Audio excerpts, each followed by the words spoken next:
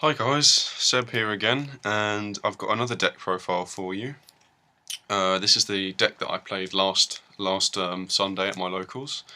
I built it out of some just leftover commons that I had lying around from a Tachyon box, and that is Battlin boxes. I really like this deck. I think it's very consistent. It has good searching power and just overall quite a strong deck really. But enough of that, I'll get straight onto it.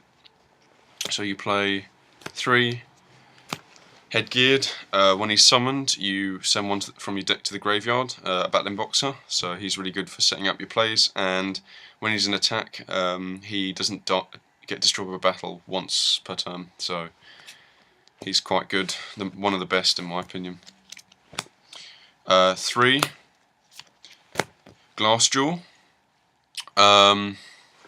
This is really good because he's a 2k beta that you can just normal summon, and when he's attacked, he's destroyed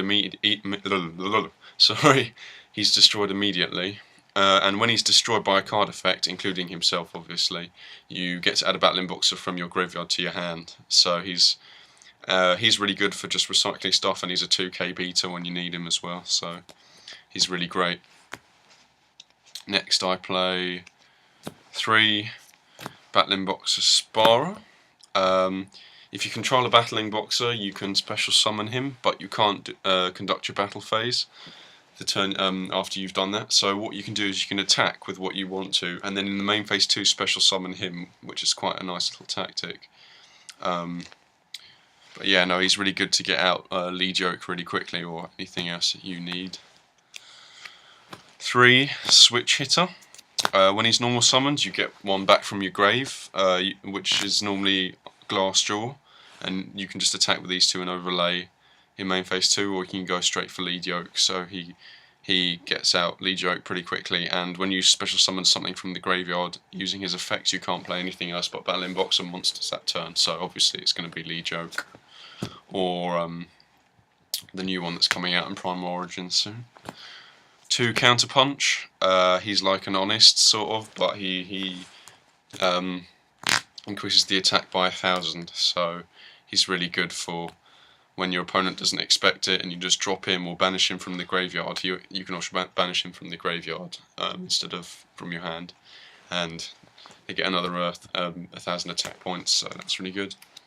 2 Blue Flame Swordsman. I really like this because he can increase the attack. He can decrease his attack and add it on to any other warrior type monster, so you can power up lead yoke without even detaching. Sometimes I like to switch this to defense and then just use it as a to switch attack to lead yoke if I need to, and then when he dies by your opponent's card, either by battle or card effect, you can banish him, and then you get a fire warrior from your grave. So he's really good to recycle stuff as well. Really like this. Not many people play this, but I really like this card.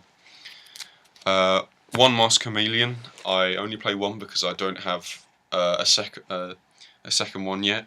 He allows the deck to use synchros. You can get Glassjaw back and then synchro for an 8, or obviously go for another XZ summon, but mostly it's synchros with Masked Chameleon. And then to round off the monsters, we just play Blaster because he's a 2/8 beta. Drop him in a Battlin boxer or a fire monster from your hand. You get to destroy a card in the field. He's just good to get over stuff, really. For spells, we play 2 Pot of Duality just to search out the stuff you need. 2 MST. I side the 3rd one.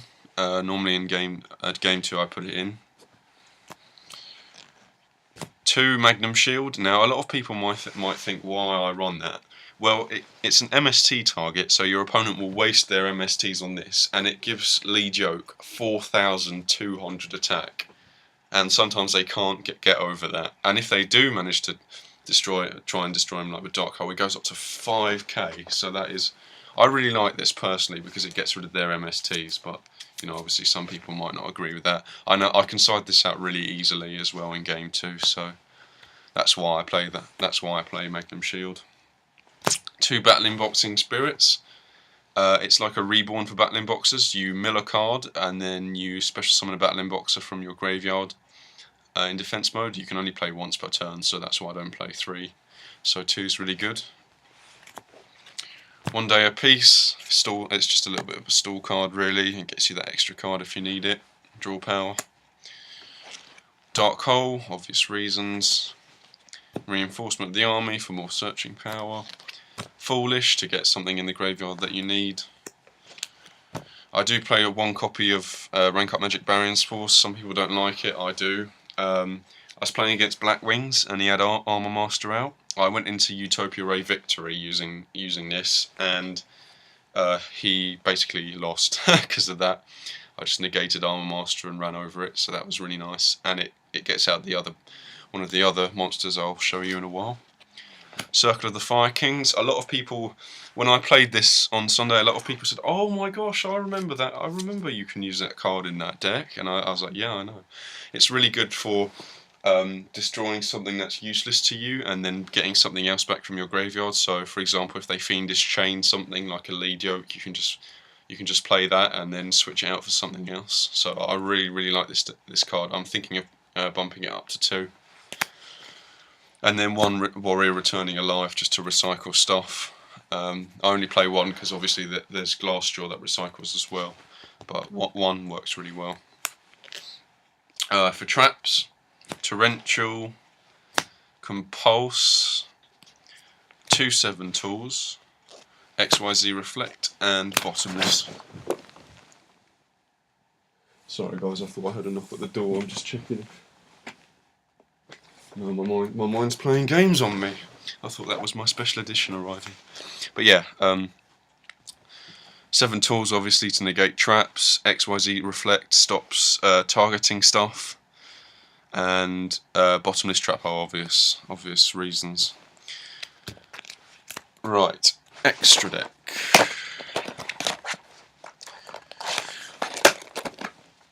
For the extra deck we play